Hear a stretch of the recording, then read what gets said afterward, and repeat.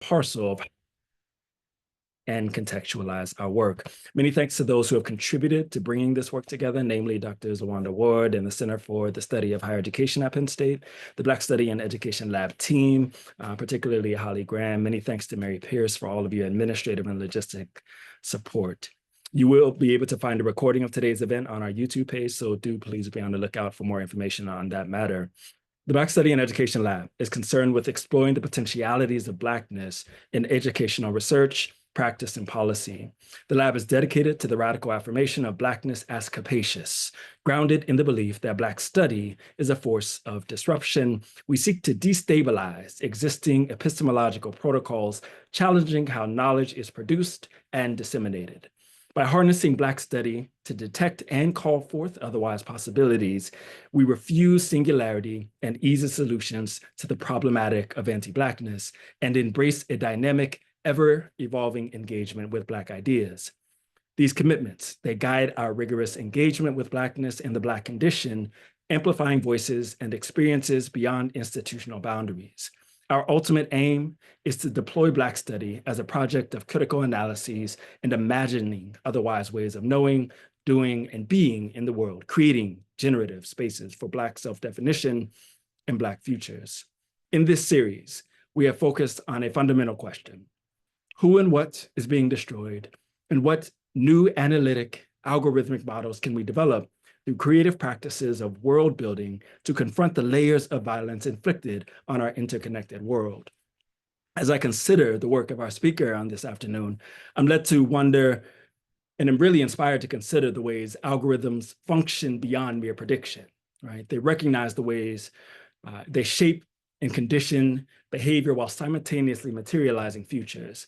I'm wondering, how do we account for the ways in which algorithmic systems enfold and reproduce anti-Blackness in the techno-social structures that we engage with so often? While AI often operates within constraints of neoliberal and juridical logics, are there ways to imagine and create alternative algorithmic systems that do not reproduce the violence of anti-Blackness? What would it mean to design AI otherwise? And on these particular terms, I'm, again, really excited to be engaging with Dr. Tanksley. Dr. Tanksley's scholarship, which theorizes a critical race technology theory in education, extends conventional education research to include socio-technical and techno-structural analyses of artificial intelligent technologies. Specifically, her research examines anti-Blackness as the default setting of AI and examines the socio-emotional, mental health, and educational consequences of algorithmic racism in the lives and schooling experiences of Black youth. Her work simultaneously recognizes Black youth as digital activists and civic agitators and examines the complex ways they subvert, resist, and rewrite racially biased technologies to produce more just and joyous digital experiences for communities of color across the diaspora. With that, I will go ahead and turn it over to Dr. Tanksley, who will engage with you for a bit, and then we'll be able to open it up for questions. Dr. Tanksley, thank you so much for joining us. Thank you for that incredible introduction, and thank you all for coming today. I really appreciate you being here and sharing space with me. Okay, so today's talk is called On the Power and Potentiality of Abolitionist Tech. And I'm going to kind of walk through the landscape of AI through a Black studies lens to kind of situate us to kind of imagine AI differently. So as a background, I got my PhD at UCLA in urban education information studies. Dr. Safiya Noble, who's the author of Algorithms of Oppression, was my PhD supervisor, along with Dr. Tyrone Howard, who does work in Black education, right? And so I like to call out my mentors because I think that this work very much is an embodiment of all of the knowledge and love that they poured into me. And oftentimes when I give presentations, people see some pretty obvious connections between Dr. Noble's work. So I like to just put it out front, like this work, if this work sounds familiar, it's because she taught me everything that I know. So My work examines anti-Blackness in AI and EdTech. So specifically, I look at the ways that anti-Black racial logics become encoded into analog systems. So things like school discipline protocols, right? And think about clothing requirements, right? Not having bonnets or not having sagging pants, like those would be analog systems, and digital systems. So thinking about content moderation software or AI chatbots. The ways that racial logics becomes encoded into those systems to create dehumanizing and disparate experiences for Black youth. I want to situate my work in my own positionality and how I came to understand the connection between anti-Blackness and technology. So in this picture, it's my grandmother who's in the yellow turtleneck, my Aunt Wanda who's in the white shirt, I'm the little baby in the yellow, and the two girls to my left and right are my cousins, my aunt's daughters, Tori and Kiki. And so I like to kind of place this historical lens to my work. So my grandmother actually grew up in Jim Crow in the Deep South, right? And so she eventually emigrated north to get a job at a tech company. At the time, it was Bausch and Lomb, which is an eyeglass company, right? And so as many of you know that during this time, Black folks were able to get factory jobs and work on lines of like GM and things like that. So her first factory job at Bausch and Lomb was to help assemble the eyeglasses. And so she talks about this machinery that she had to use. And it was like an apparatus that was like, it came down and it sliced glasses, right? And cut them into, it was like a really rudimentary kind of laser when you think about it. And so her job was to put her hand through a small hole, get the glass in the right position, and remove her hand before that apparatus came down and crushed the glass. And it was a very dangerous job. And she talks about there was many, many times where people lost limbs, right? Lost fingers, and some people even died because of the injuries. And so there was a day that she almost lost a limb, right? So she ends up going to her boss, a white man, and she explains like how dangerous this job is. She didn't really realize that she could lose her life on the line, and she wanted to be moved into a safer position. And he has effectively told her that your life is not worth more than the science and innovation that we're advancing, right? So if you're not willing to be a part of this innovation, right, this future, then get out. And so my grandmother, me and my grandmother, left and got a new job on the spot. Fast forward years later, when her daughter, my aunt, was navigating domestic violence, she was trafficked, and she was dealing with the carceral system, right? She was engaged in sex work at the time. And there was an instance when I was younger where her abuser actually blinded her during one of their disputes. And I remember being at the hospital and talking with the doctor. I wasn't talking, I was very young, but I was listening to what the doctor was telling us.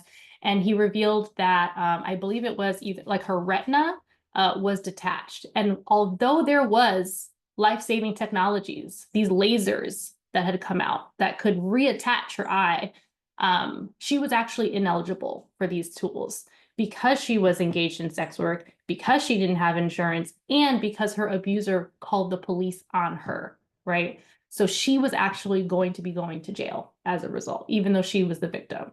And so in that moment, it becomes clear, right, how Black life was required.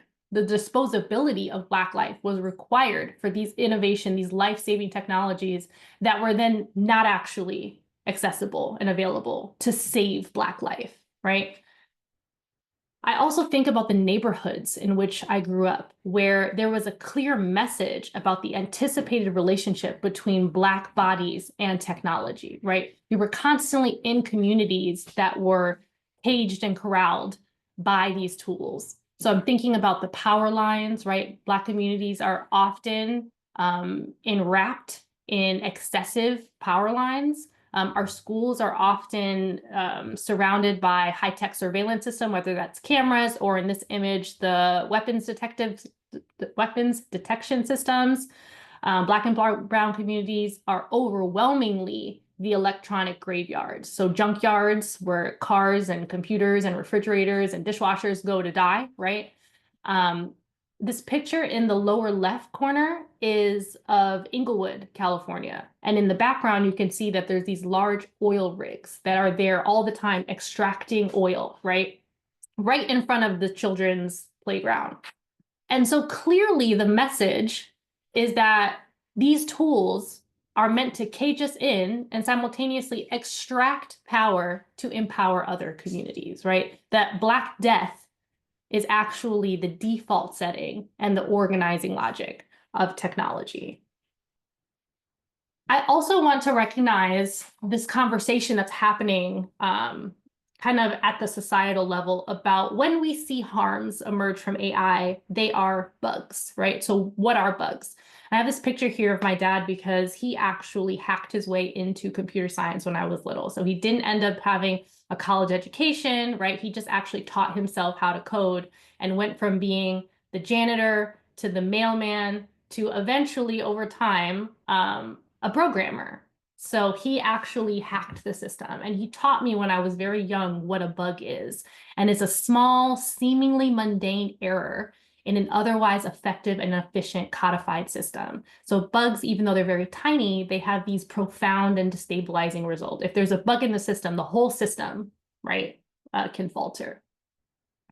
So this is where this idea of debugging comes from, right? When we want to figure out if a system is working, we're going to look for the bugs in the code.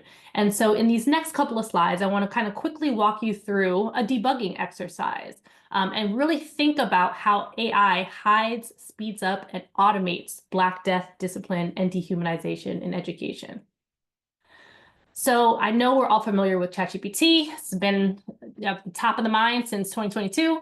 But I just want to quickly note that there's a lot of different AI systems out there, right? So we have learning technologies like Grammarly, right? School safety technologies. These are things like content moderation systems, Gen AI and chatbots. That's where Claude, Bing, and ChatGPT would exist.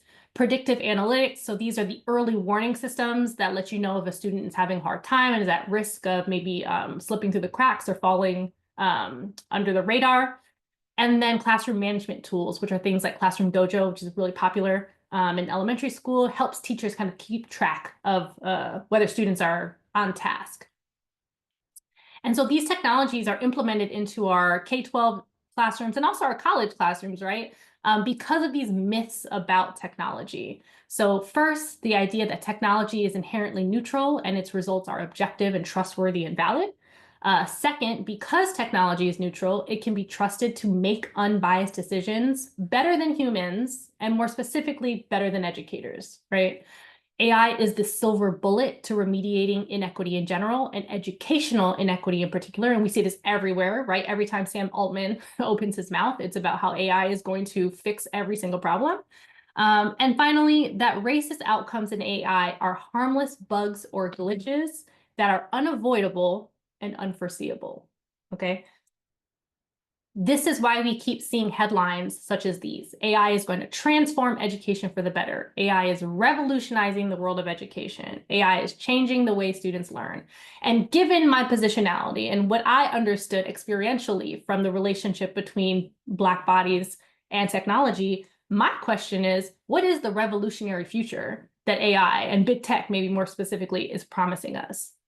So debugging some of the tools. We have learning technologies that are overwhelmingly spewing misleading, historically inaccurate, and racially harmful information about Black communities. One of many examples is the Harriet Tubman AI program by, I believe it's Khan Academy, that's meant to teach Black history by having students speak to Harriet Tubman herself. However, Harriet Tubman AI quotes Kanye West, says that reparations are reverse racism, says that CRT is something that abolitionists would never support, right? So clearly, this is an inaccurate and violent misrepresentation of Black history. Automated grading systems, which are grading a majority of the nation's standardized tests, are actually deeply biased against AAVE, so African American Vernacular English. So these systems not only grade Black students' essays more harshly than other students, but they also grade them more harshly than human graders do, right? This is one of many ways that we see AI creating synthetic gaps in achievement and opportunity, right? And there are a number of other examples of the way this manifests, but we don't have all the time in the world today, so I'm gonna just give little sample size bites.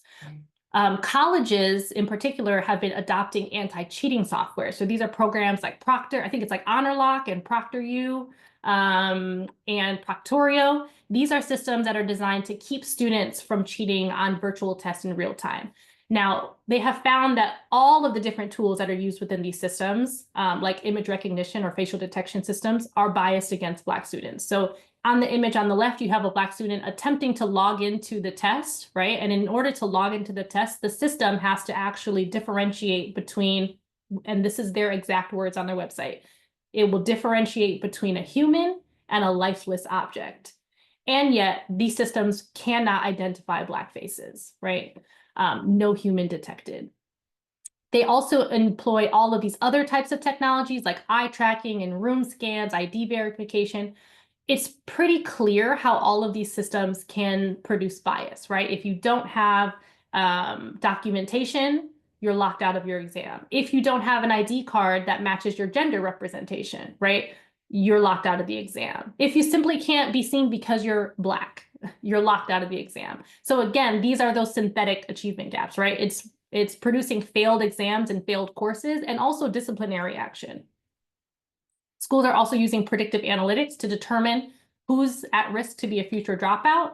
And unsurprisingly, investigators found that simply being Black is what predicts that students were going to be a dropout, right?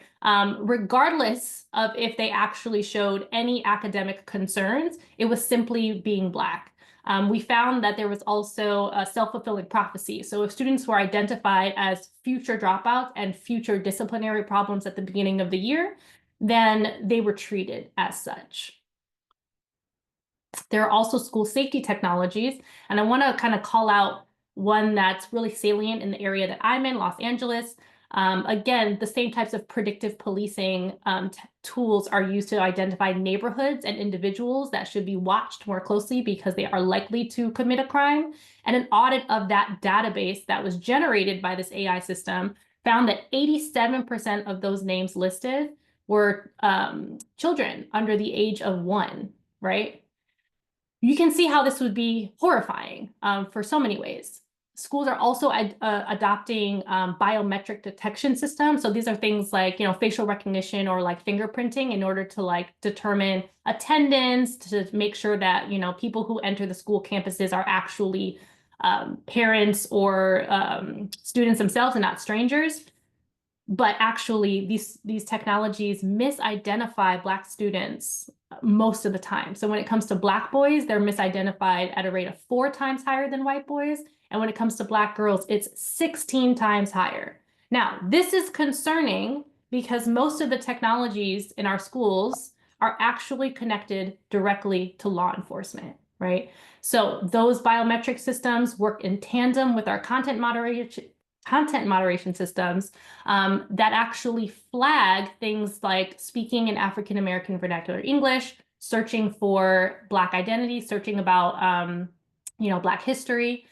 And because these systems are connected to law enforcement, those flags result in police encounters, right? Police are coming to schools, and if it happens after hours, right, because a lot of the students have school-owned devices, police are coming to students' homes. And we know that Black youth are actually 6 times more likely to die at the hands of police just from being in front of them. So having algorithmic misfires based on this conflation of Blackness and crime is actually incredibly dangerous. And then I just like to call out ChatGPT because folks often feel like, well, those are other types of AI systems, but what about ChatGPT? And this study I think is particularly important because most, if not all, of the generative AI systems that we use in our schools are founded upon ChatGPT, right? That data set. So the study that came out in March of 2024 found that ChatGPT is actually more likely to sentence people who speak African American English to death, give them the death sentence. So what they found was that the racism within ChatGPT as the system scales, that the explicit racism decreases, right? So Harriet Tubman might not say as blatantly racist things as she was saying before, right? But the implicit racism has skyrocketed. So that means that it's these systems that are used to like suggest students for remedial classes, right? Or gifted and talented classes are actually more likely to suggest students for remedial classes. And that these systems, right, when we think about the carceral web I just laid out, the technologies are biased in our classrooms, they're connected to law enforcement. So then when you're in front of law enforcement, because of these algorithmic misfires, you're also very likely to encounter an AI sentencing system that is more likely to sentence Black folks to death for nonviolent crimes, right? So you can see how this web is becoming more severe and also not only automated, but invisible, right? When we're hiding behind technology, it seems like things are logical. And so I have argued that the proliferation of digital and artificially intelligent technologies into education has actually made schools less safe by exacerbating the school to prison pipeline. This part I'll move through quickly because I think we all probably know the theories that I'm about to name, but the question that I get often are, okay, but are bugs really that harmful? They're bugs, they're small, they're tiny, right? But we have a lot of bodies of work that show us that these tiny, seemingly small harms are actually deeply problematic. So thinking about Dr. Bettina Love, who's a Black feminist and abolitionist educator, she says that race-centered violence kills Black children on a daily basis by either murdering them in the streets, taking their bodies, or murdering their spirits, taking their souls. That spirit murdering within a school context is the denial of inclusion, protection, safety, nurturance, and acceptance because of racism, right? And we can see how those systems are working in ways that threaten to kill both the Black body and the Black spirit. Critical race theory also has a concept about microaggressions, right? Where Dr. Chester Pierce says, one must not look for the gross and the obvious. The subtle, cumulative mini-assault is the substance of today's racism. These put-downs, seemingly innocent, could slowly crush the human spirit under a devastating burden, leading to a lack of self-esteem and confidence, and eventually to shorter lives. And we do have research out there in the biological sciences that shows a connection between experiencing microaggressions and having a shortened life expectancy, right? And then finally, we have Dr. Ruha Benjamin, who does work in critical science and technology studies. And I appreciate how she talks about these microaggressions in a socio-technical way. So she says that racism gets under the skin and into the placenta, restricting blood flow so that Black American babies are disproportionately born premature due to the accumulation of stress and strain shouldered by expectant mothers. These microchips accumulate in the seemingly soft wear and tear that exposes Black lives to death even before birth. So we have this bridge here between the social science notion of microaggressions and the scientific and technological notion of microchips, right? So together, these help us understand bugs as algorithmic microaggressions, right? That these small, seemingly innocuous racial assaults or put downs, but they're actually symptomatic of a larger technologically codified system of white supremacy and anti-Blackness. So what is an algorithm, right? We're using this word all the time. We hear this all the time, right? But what is an algorithm? Computationally, it is a set of instructions designed to solve a problem. So like a recipe is an algorithm, right? And I want to bring in some Black studies notions of what algorithms are. So we have one of my favorite quotes: Black lives are still imperiled and devalued by a racial calculus and a political arithmetic that were entrenched centuries ago. This is the afterlife of slavery. Skewed life chances, limited access to health and education, premature death, incarceration, and impoverishment. This is Saidiya Hartman, right? The afterlives of slavery. Some would argue that what we just witnessed are the algorithmic afterlives of slavery, right? Also, Dr. Milner, who's at the Data for Black Lives, says that in the United States, racism has always been numerical. The decision to make every Black life count as 3/5 of a person was embedded in the Electoral College. an algorithm that continues to be the basis of our current democracy. Histories of redlining, segregation, etc., have not disappeared, but have been codified and disguised through new big data regimes. And so again, if an algorithm is a set of instructions designed to solve a problem, I really think about W.E.B. Du Bois's question, how does it feel to be a problem? And his assertion that the perpetual problem to be solved here in the US is the Negro problem, right? And so if we think about it, really anti-Blackness is an algorithm designed to solve the problem of Black life, right? And so in this context, it becomes clear that anti-Black outputs that we just saw are neither a bug nor a glitch, but they're actually a foundational design feature because anti-Blackness is the organizing logic of these technologies. And so what do, right? I think Sankofa gives us a ways forward, right? And so thinking about that, no problem, well, I'll just read the quote by Audre Lorde, there are no new ideas under the sun that are coming to save us. So we need to go back and get it, right? What have our ancestors and our elders taught us that we can use today to combat AI?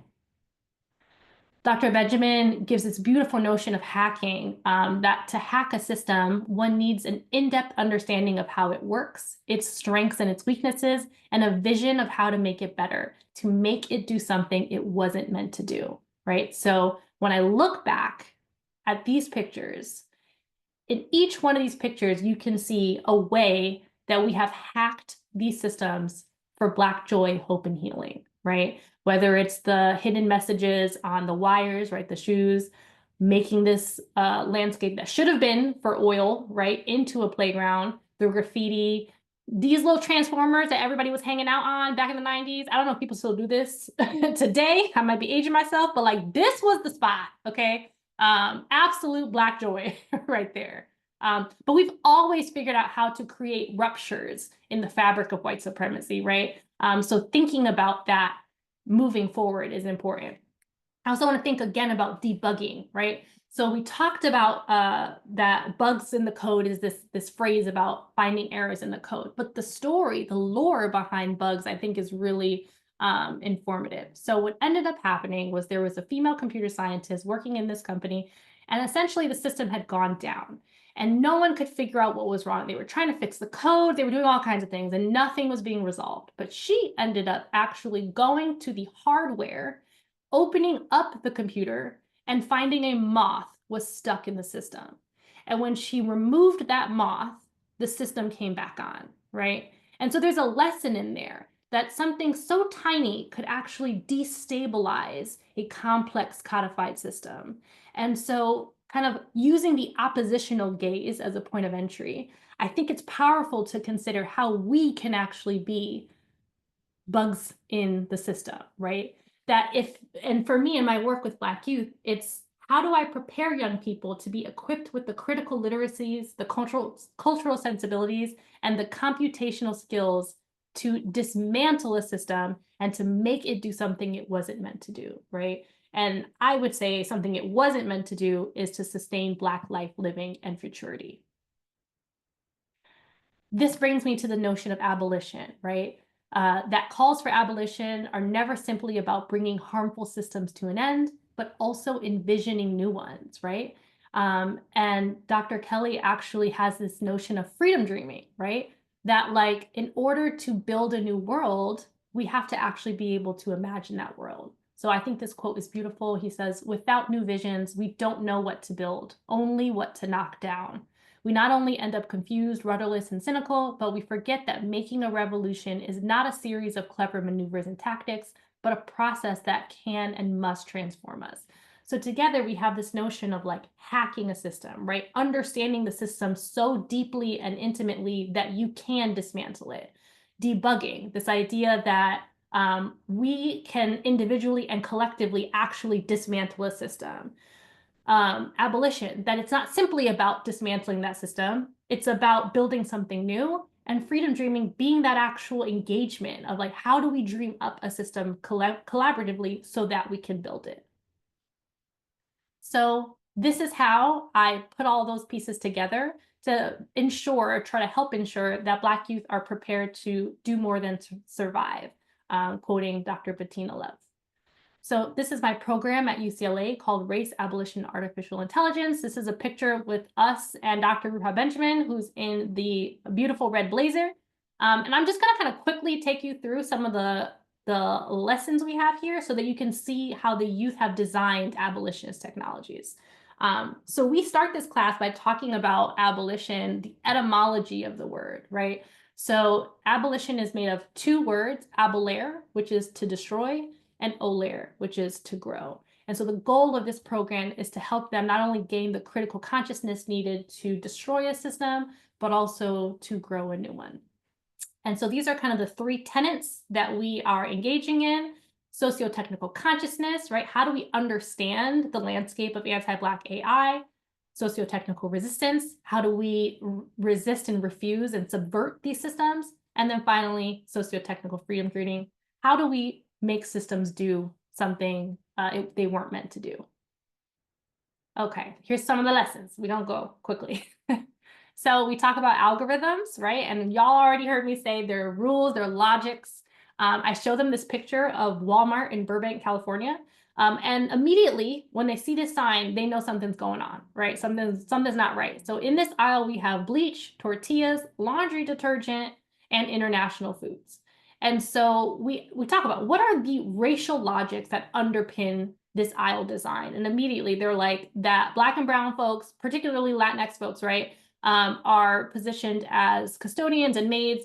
So we're gonna go ahead and put all the cleaning products right next to the tortillas, right? That's not only deeply racist, but it's also, when you think about it, there is an engineered death to it, because I want to point out that putting your food next to bleach products is dangerous, right? So we can see how like racialized death and denigration are kind of the central feature here. We then use if-then functions to talk about how racial logics about Blackness become concrete, right? So one example in talking about Trayvon Martin, the youth used if-then statements to kind of describe what happened. So they said, if a Black boy is walking around a white neighborhood, then he is there to commit a crime and must be shot. So we can see how those logics work together. So one of our first activities is the youth write algorithms for how they are treated in schools to make sense of how anti-Black racial logics structure their schooling experiences. So one student writes, if a Black child gets too loud in class, then they deserve to be disciplined. Another writes, if you do not present as your biological sex, then you are forced to conform by your teachers and peers. So this is our introduction to algorithms. We then do some experiments and some case studies around how technologies also use these same types of logics. So we talk about this viral instance of a Black youth debugging image recognition systems via social media. So he uploads a picture of his friend, and Google's image recognition system identifies her as a gorilla, right? So then he tests the system and uploads the picture over and over again, and every time the image recognition system identifies her as a gorilla. And he posts this on Twitter. It becomes viral. And you know what Google did to fix it? It's been 10 years since this happened. I think we're on the 10th anniversary. They simply made it impossible to search gorilla, right? So they didn't actually fix it. You just can't search gorillas. We then do a Google search experiment where we look up various things. So an example might be 3 white teenagers, and we look at the results. And then we do 3 Black teenagers, and we look at the results, and we talk about how these image results can be different, right? Why are they different? How are they different? How does the data get like this, right? We then use teachable machines to tag and train our own data sets. And so in this example, the youth did searches for things like surgeon, custodian, rapper, singer, and they were seeing all kinds of disparate results, right? And so one of the groups actually did a search for professional hair versus unprofessional hair. And the Google results are exactly what you would expect, right? Professional hair was white folks predominantly, and unprofessional hair were natural styles, right? So afros and braids and two-strand twists. And so what they did in this teachable machines is actually create a data set for professional hair that actually looked like a pro-Black data set, right? And so then they made a different data set for unprofessional hair. We trained the system, and then we actually tested the system to see if it would identify Black natural hair as professional, right? And it did.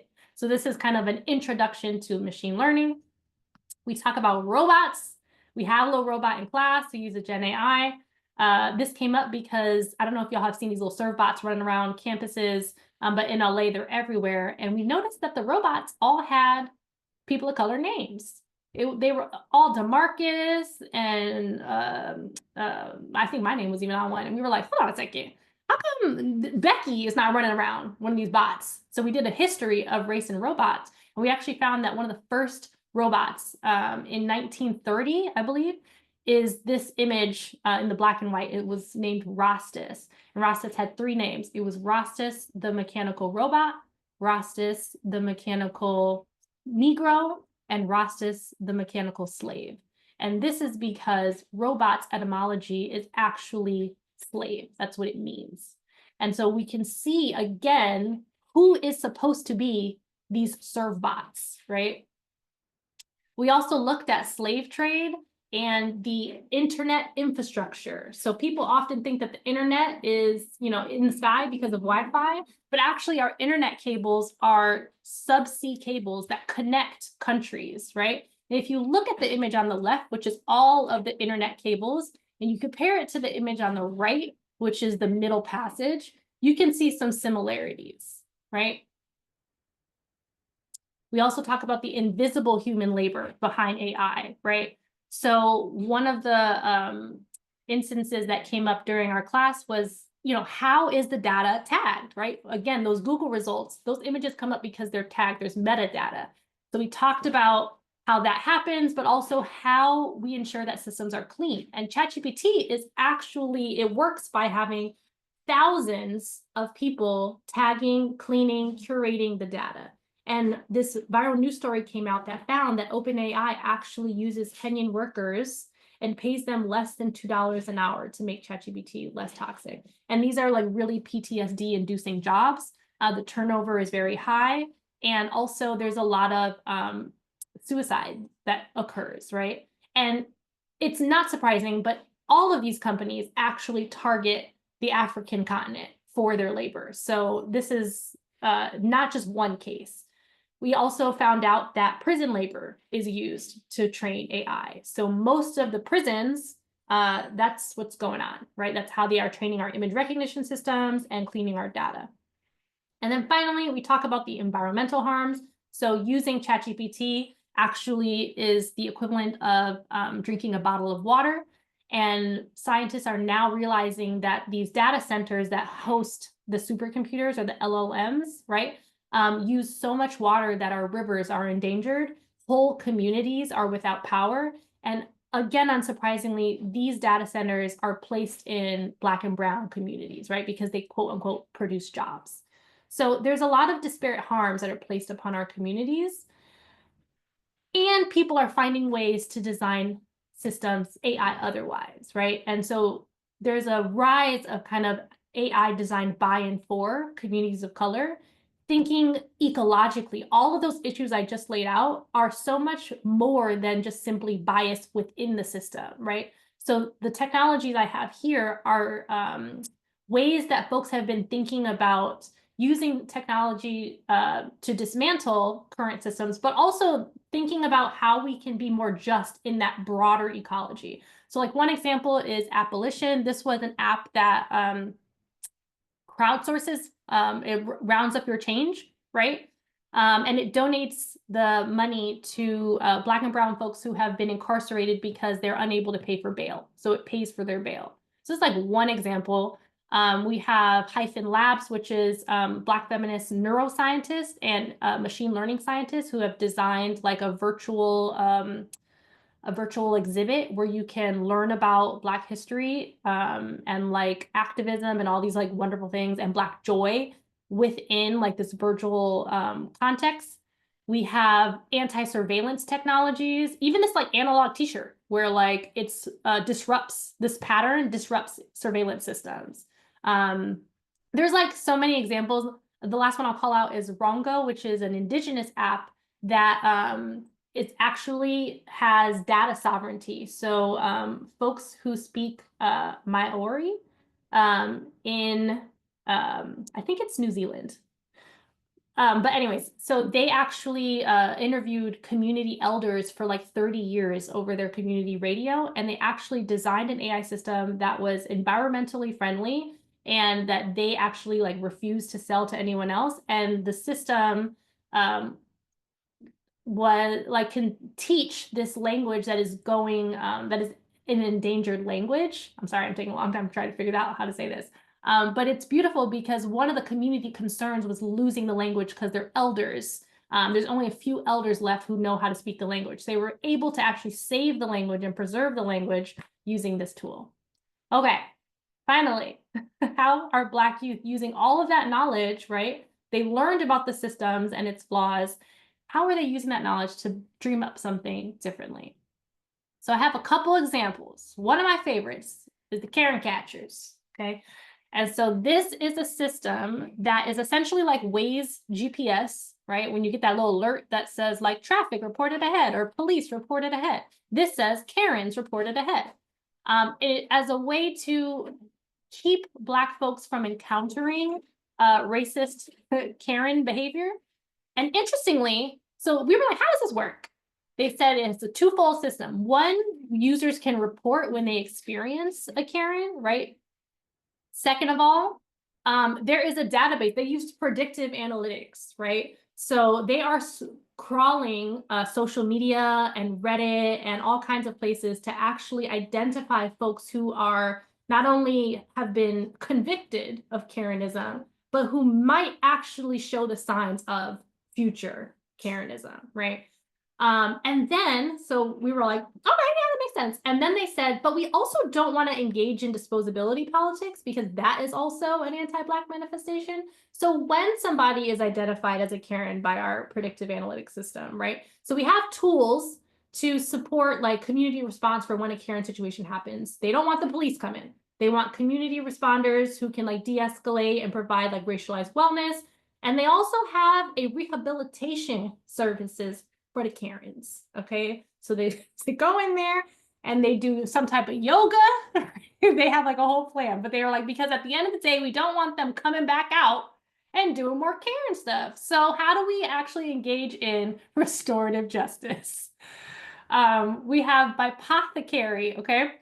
This is a robot that actually is able to come to our communities because of healthcare deserts. The students were very aware of healthcare deserts. And so they were like, okay, we're going to have a robot that's trained by Black folks that can actually see Black skin, because a lot of like, they noticed that a lot of dermatology issues are regularly like under addressed. And like all kinds of things are under addressed because of medical racism. They were like, we're going to have a robot that like can do it, is working with Black doctors and actually can come to our communities. And they were like, also, it's going to be paid by a millionaire tax. Okay, we're going to pass the millionaire's tax in California, and that money is going to go to our communities, right? So they are not only reimagining these tools, but they're reimagining the systems, the social systems that these tools exist in. This is Jordan. I don't know if y'all could see it, but we had a little blue robot in our class. And so they were like, you know what, Moxie, that's the robot's name, was just a little too whitewashed, right? So we're gonna make a Black Moxie. So this is Jordan. And Jordan is meant to actually provide racialized like mental health support and to intervene on microaggressions in real time. And so there's so many features to Jordan, so I'm just gonna call out a few. But they thought about the idea that while microaggressions are connected to a shortened life expectancy, microaffirmations are actually protective factors against like cardiac arrest and like the release of cortisol that actually leads to a shortened life. So they thought all about racialized wellness and embedded this into the algorithms as like one example. And then they made Jordan customizable in all these ways. And they said, right now we're going through bands of Black history. And so it's important for youth to be able to have access to authentic Black history. So this is also an educational intervention. And then finally, we have blackmom.com. The Black youth for this project actually recognized medical racism as a threat to Black mothers and birthing people. So they give all these statistics about how Black women are 247% more likely to die in childbirth simply because of racism. So they wanted to create a Black mother hub where Black moms and birthing people can come together to not only exchange information and knowledge and to support each other, but also to be connected to doulas and Black doctors, right? To provide like this alternate resource network that would be better at sustaining Black maternal health. Okay, that's it. I know it was a lot.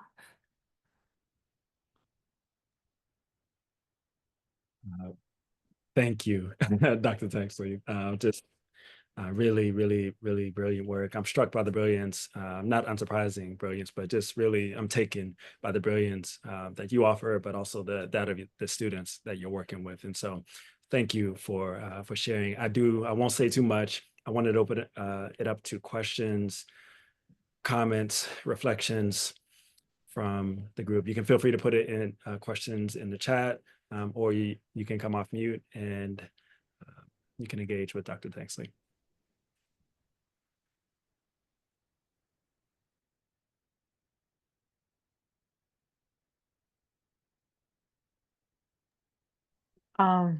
Thank you so much, Dr. Tanksley. I know two things that really sat with me was when you were talking about in higher ed how students have to like take tests on their computers, and that no human detected line was really interesting to me. So yeah, I'm sitting with that, and I'm also sitting with the Karenism and how students chose not to reproduce carceral because I think a lot of people do feel like Karens deserve some sort of carceral, punishment for their actions, but the fact that the students, you know, chose something more restorative was interesting to me. So thank Yeah. you.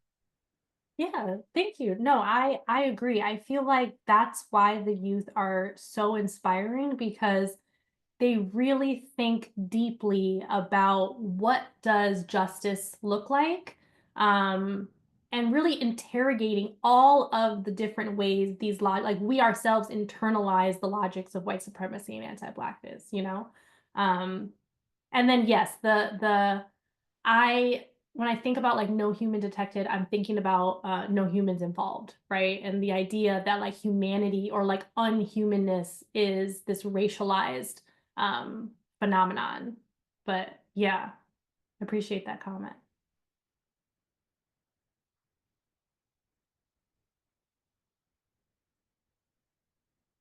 I have a question as well. Hi, Dr. T. Hey. I loved it. I particularly remember, hopefully I'm like phrasing it somewhat uh, correctly, but you said something along the lines of like anti-Blackness is an algorithm designed to kill Black life, which I thought was, yeah, super just like powerful and brought a lot of thoughts to my head. So it made me wonder as like someone who is a Black femme interweaving within these tech systems, but also IRL, like what type of ways are you trying to like, or like, I don't know, what's your care practices for yourself and like with your students as you all, I feel like it was very clear to see that you guys are coming against some very like anti-Black, hateful, violent, not only digital renderings, but also like that just expands into the physical world as well. So I'm wondering what y'all's care practices are and how y'all stay, I guess, willing to intervene, but also knowing what you might be up against. Yeah, for sure. This is such an important question. So for that class in particular, it is so rooted in like a critical hope, but also joy and like storytelling. So while we are unpacking things that are like we know inherently, like we know experientially that these exist. Like none of this is necessarily new, but because we're Black, like we've all encountered these things, unfortunately. But it's like we're talking about these phenomenon and simultaneously we're like clapping back and engaging in this like restorying, right? And so there's a lot of, I feel like most of the class is us laughing, which is I feel like there's like work on like humor as this like subversive practice, right? So it's hard for me to like say it in like a maybe like a academic way, but like we really be like acting up in that class all the time, which is why they can produce something like the Karen Catchers, right? And then engaging in like storytelling and like there's a lot of concentration on like healing. So we do a lot of like we have a wellness actual like class that they attend throughout the week. So like they have an opportunity to be grounded and like find their center. And we do a lot of like hanging out, like watching TV together and all this stuff. So that content is just like a piece of it. But like I think in order to build these new worlds, like there has to be a lot of Black play. Like there has to be a lot of joy, right? And like explicit conversations around what it means to like we were never meant to, I always say this, we were never meant to survive this system. And so what does it mean to still be here, stubbornly be here, and to be like creating joy and other futures? And then also, we read stuff on wellness. We read your paper last summer. So.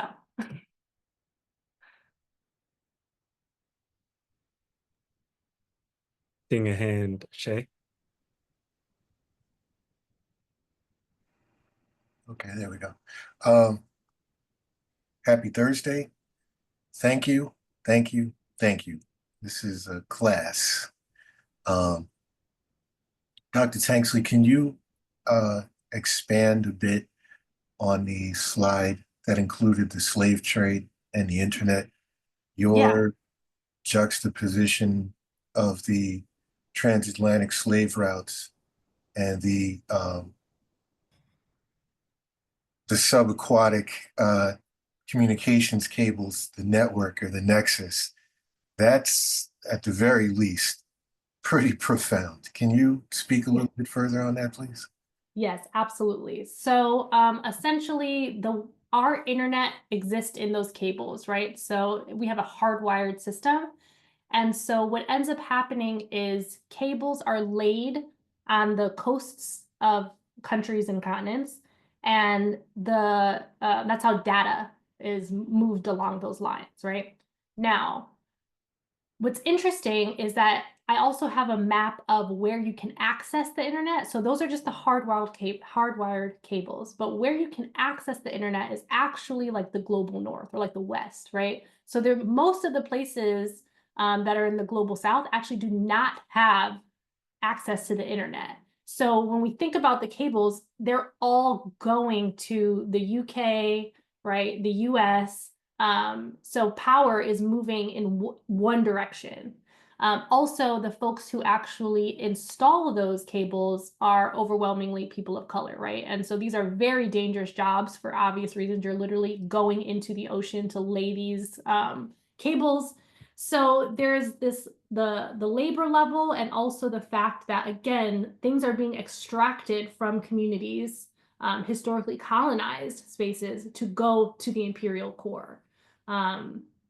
So yeah, it's like that double disparity, I think, of that.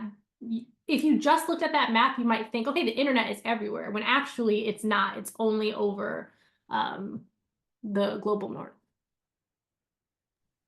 And that's a outstanding analogy. And I don't know if it was intentional or not, but when you're saying that the extraction, that term extraction, yesterday was the anniversary of I guess for lack of a better thing to say, the solidifying of the Berlin Conference and essentially solidifying European colonization of the continent. Fast forward X amount of centuries, and here you are giving us, sharing your research with us and using that analogy. So I don't know if that was intentional or not, but thank you for drawing these conclusions. Thank you for mapping out this networking and with with respect to data and culture. And will this be available after this is over? Because this is a lot of information to process. And there's, again, when I meant class, and I'm being serious about that, there's a lot for me to unpack, and I'm not going to be able to do it in the time that we're on. So hopefully it's aspects of this, or this will be made available so we can revisit this at a later time. Thank you. Yeah, thank you for that. Yes, so I do want to be mindful of time, and again, just sort of offer a collective thank you to Dr. Tanksley for just your really rich work, your good thinking, your engagement with communities, your engagement with youth. You've given us ethical and philosophical questions to think through as we grapple with AI and the techno-social world. And I really just look forward to following more of your work. And so thank you. For those who are attending, this will be available via recording. And so be on the lookout for that in the next couple of weeks. Again, Dr. Tanksley, thank you so much for your time, for your labor, for your good thinking, for your presence with us this afternoon. Thank you so much. I appreciate you all. We can talk online if there's other questions that you all have. But yeah, thank you so much for spending your afternoon with me. Thank you all. Bye. Take care, everyone. Thank you both. Take care. Thank you, Dr. Tilly.